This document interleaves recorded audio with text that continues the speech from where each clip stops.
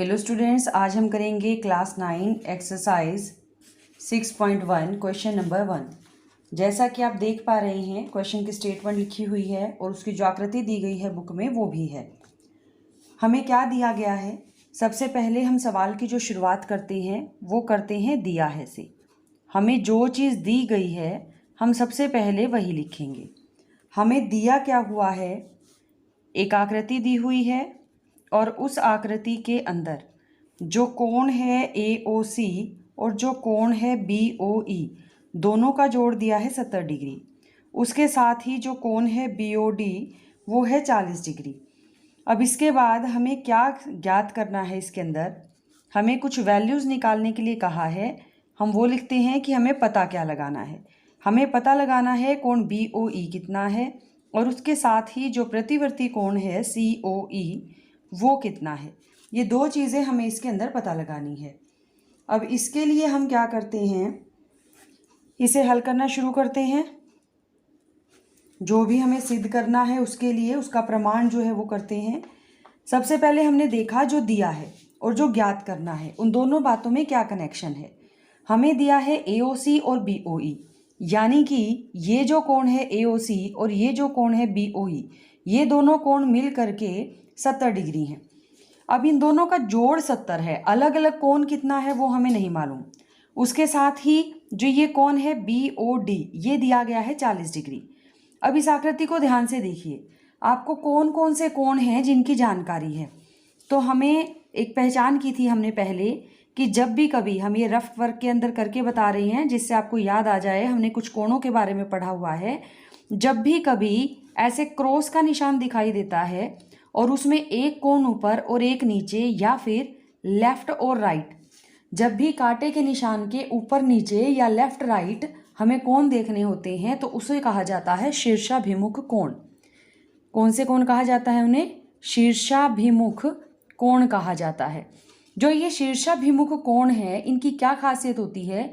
ये आपस में बराबर होते हैं। जो भी ये शीर्षाभिमुख कोण है ये आपस में बराबर होते हैं। तो जब हम देखते हैं इस आकृति के अंदर, हमने देखा AB एक सीधी लाइन है, CD एक सीधी लाइन है। अभी इन दोनों से ये क्रॉस का निशान बन रहा है, एक कांटे का निशान बनता है। इसमें ऊपर की तरफ कोण है AOC और नीचे की तरफ कोण है BOD। यानी कि यदि हम आकृति पे गौर करते हैं तो इस आकृति के अंदर कोण AOC और कोण BOD दोनों बराबर हैं। और इसका हम कारण क्या बताएंगे कि ये शीर्षाभिमुख कोण हैं। इनका शीर्ष एक जैसा है और इनके अलग अलग डायरेक्शन के अंदर फेसेस हैं। यानी कि जो कांटे का निशान है उस कॉर्नर के, ये वाला बीच में कॉमन है इसके, या एक ऊपर है एक नीचे है या फिर एक लेफ्ट में है और एक राइट में है। ये कोण हमें बराबर मिले हैं, हमेशा ही बराबर होते हैं शीर्षाभिमुख कोण। अब जो हमें सवाल में दिया गया है, हमें ये मालूम है कि AOC और BOE दोनों मिल करके 70 डिग्री हैं। AOC हमने अभी अभी निकाला है तो हमने वो लिख दिया कि वो 40 डिग्री है। तो यहाँ से हमें मिल जाता है कि जो कोण BOE है वो कोण कितना है? वो कोण है 70 माइनस में 40 यानी कि 30 डिग्री। तो हमें ये BOE कोण जो है वो मिल गया। जो हमें एक कोण निकालना था BOE वो हमें मिल गया। अब हमें निकालना है COE का प्रतिवर्ती। जहाँ पे भी हमें किसी कोण का प्रतिवर्ती निकालना होता है तो पहले हम वो कोण निकालते हैं और फिर उसे माइनस कर देते हैं 360 में से। इस तरीके से हम किसी का भी प्रतिवर्ती ज्ञात कर सकते हैं। तो हमें सबसे पहले COE कोण निकालना होगा। अब देखिए, जैसे हमने रफ काम के अंदर शीर्षाभिमुख कोण को दोबारा से रिकॉल किया था, वैसे ही अब हम देखते हैं कि ऐसा कौन सा कोण है जिससे COE हम निकाल पाए। ये जो हिस्सा है ये है COE। आकृति के अंदर हमें और क्या मिल रहा है?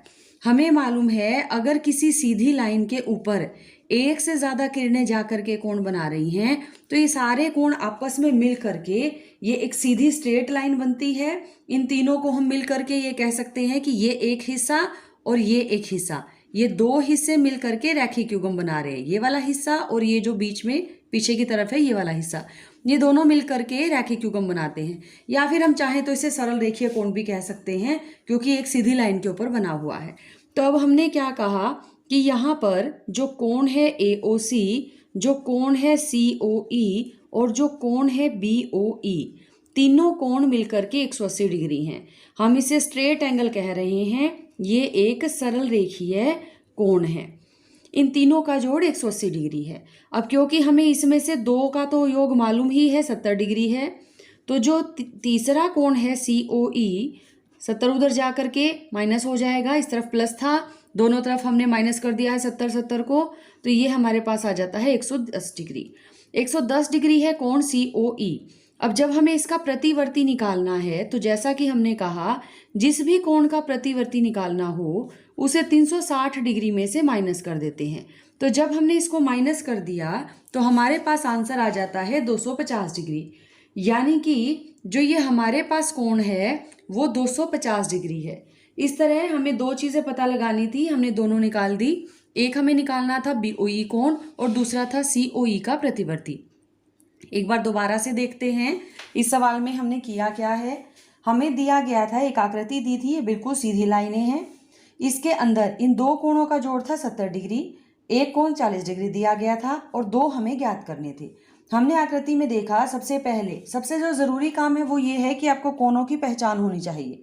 किस आकृति में कौन कौन से कोण दिखाई दे रहे हैं वो आपको गौर करना है। तो हमने देखा कि इसके अंदर ऐसे कांटे का निशान है। इस कांटे के निशान के लेफ्ट राइट या फिर अप डाउन अगर हम देखते हैं तो इसे हम शीर्षाभिमुख कोण देते हैं। जब भी आपको ऐसे क्रॉस का निशान दिखाई दे तो समझ लीजिए कि यहाँ पर आपके शीर्षाभिमुख कोण मौजूद है।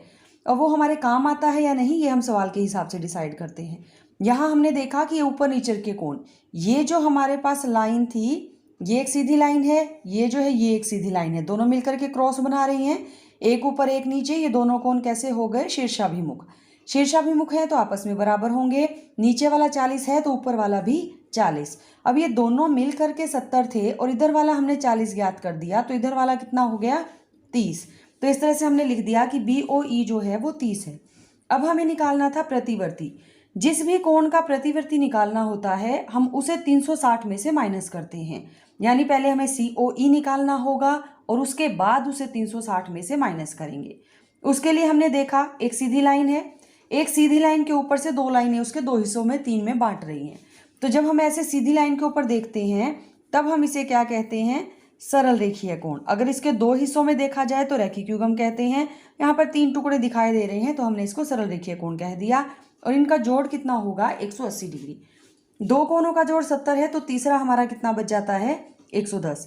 जब हमें प्रतिवर्ती निकालना है, जैसा हमने पहले कहा, 360 में से उसको माइनस कर देंगे और हमें ये मिल जाएगा 250 डिग्री। इस तरह से हमारे पास जो पहला सवाल है एक्सरसाइज का वो पूरा हो जाता है।